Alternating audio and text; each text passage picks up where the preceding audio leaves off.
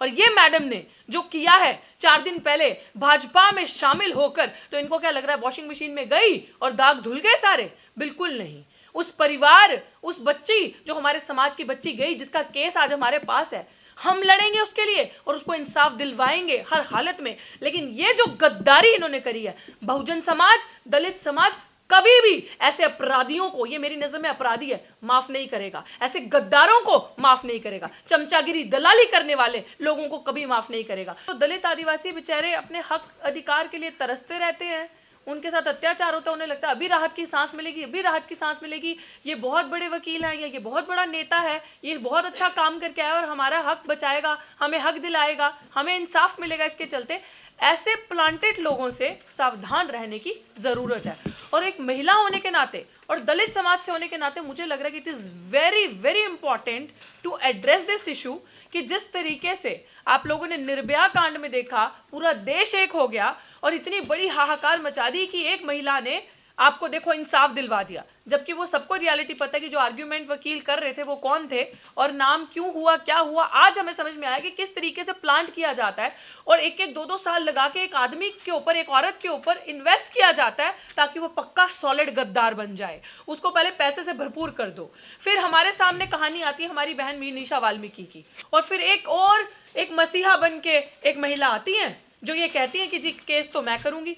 मैं नाराज आज उन लोगों से भी हूं, मैं गुस्सा आज उन लोगों से भी हूं जो ऐसे प्लांटेड लोगों को लेकर आते हैं और केस उनके हाथों में थमाते हैं। आओ लगाओ बहुजनों के सर के ऊपर लगाओ इनकी बोली, ताकि इन्हें इंसाफ ना मिल सके, ताकि इनको घुमाओ गोल गोल और ये बेचारे अपने हक अधिकार के लिए तरसते रहें और जो अपराधी है वो बाइज्जत बरी हो जाए। जिस तरीके से बहन मनीषा वाल्मीकि को आज दिन तक इंसाफ नहीं मिला और एक वकील मैडम सीमा कुशवाहा जी आई और बड़ी बड़ी बातें की कि इंसाफ दिलवाऊंगी, ये करूंगी, लड़ूंगी, अपराधियों को जेल में पहुंचाऊंगी, फांसी दिलवाऊंगी, और आज देख लो मैडम का जो इंसाफ था मिल गया। मैडम कहां गई? सारे काम सब कुछ धुल गया और मैडम गई भाजपा के उसके अंदर चंगुल में। और यही चीज होती है कि इनके ऊपर पैसा स्पेंड करती है भाजपा, आरएसएस, इनको प्लांट करती है, इनको केसेस देती है ताकि दलित आदिवासियों को जो इस तरीके से केसेस हैं जो भाजपा के ही गुंडे करते हैं वो किस तरीके से कमजोर किए जाए, उन केसेस की किस तरीके से बोली लग जाए। आप मुझे बताएं कि कभी एक इंसाफ पसंद आदमी की कभी आपकी आइडियोलॉजी, आपकी विचारधारा मैच खा सकती है आरएसएस और भाजपा से? आज आपने सब कुछ दांव पे लगा दिया। आज मनीषा को अभी तक इंसाफ नहीं मिला। वो बात बिल्कुल सही है कि बहन मनीषा हम शर्मिंदा है, तेरे कातिल अभी भी जिंदा है, क्योंकि उसके कातिलों को आज वो आजाद बाहर बैठे हैं और हमारी बहन मनीषा को इंसाफ नहीं मिला। और आज आप सबको मैं ये क्यों चीज एड्रेस कर रही हूं, मैं एक मिशन सेव कॉन्स्टिट्यूशन की कन्वीनर होने के नाते स्टेट की, मैं ये आपको बता रही हूं कि आज मनीषा वाल्मीकि का केस हमारे ऑफिस में, हमारे दफ्तर में, जिसको महमूद प्राचा साहब देख रहे हैं, उसका केस बर्बाद कर दिया, उसका केस खत्म कर दिया। कितने पैसे दिए होंगे कि मनीषा वाल्मीकि के केस को इतना कमजोर कर दिया, इस तरीके से खत्म कर दिया, ना नौकरी मिली ना घर मिला। ये सारे वादे किए गए थे और सरकार इतनी बेशर्म है, ये हमें अभी प्राचा साहब ऑर्डर भी पढ़ के दिखाएंगे, जो लेटेस्ट ऑर्डर हमने उसके परिवार के लिए लिए।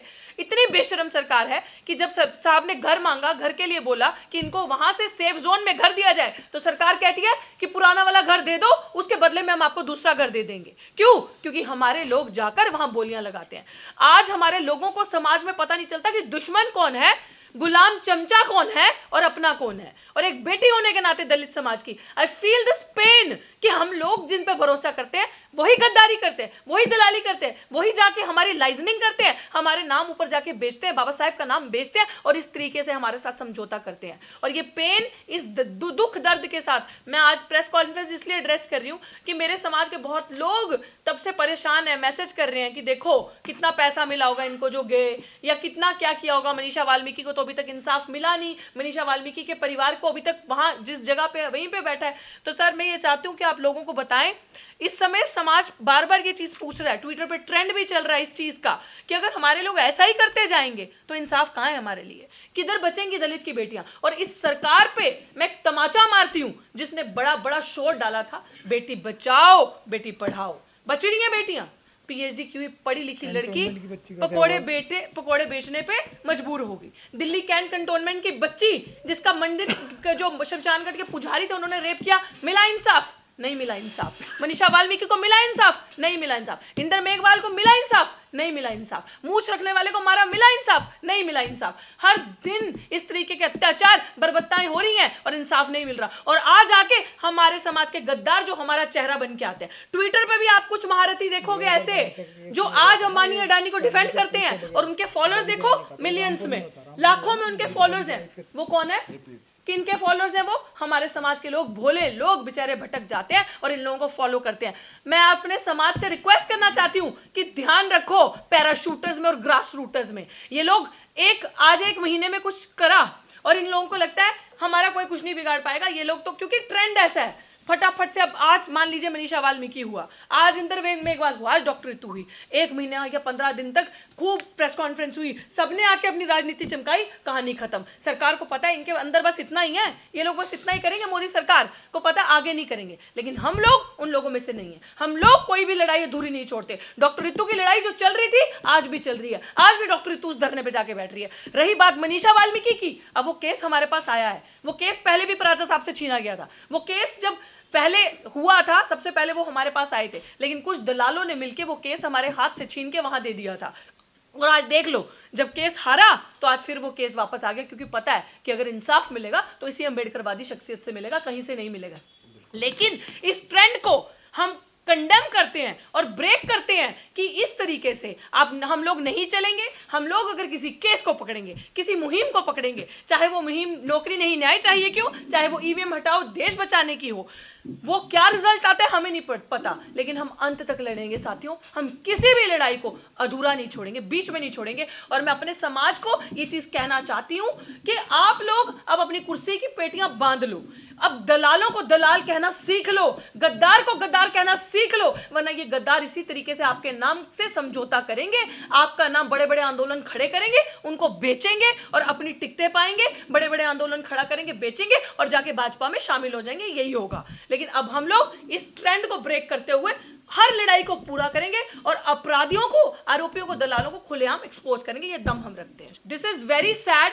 ऐसा हो रहा है क्योंकि मुझे किसी देखिए संविधान हर धर्म को इजाजत देता है, संविधान कभी भी हाँ, इसका जवाब मैं देना चाहूंगा। देखिए, अम्बेडकरवाद को समझना बहुत जरूरी है, ध्यान से समझे। तो पीएचडी कर रही है सर, वो तो विदेश में नहीं, अम्बेडकरवाद नहीं पढ़ा है। अम्बेडकरवाद को समझना बहुत जरूरी है। मैं सिर्फ अम्बेडकरवाद के बारे में बात कर रहा हूँ। जातिवाद और अम्बेडकरवाद जो है, हम लोग जातिवाद के खिलाफ बोलते तो इसका मतलब क्या है? हम ये नहीं बोलते कि इस जाति को मारो, हम ये बोलते हैं कि जातिगत जनगणना के लिए भी हम बोल रहे हैं, तो जातिगत जनगणना होनी चाहिए, आइडेंटिफिकेशन होनी चाहिए हर एक जाति की, इसलिए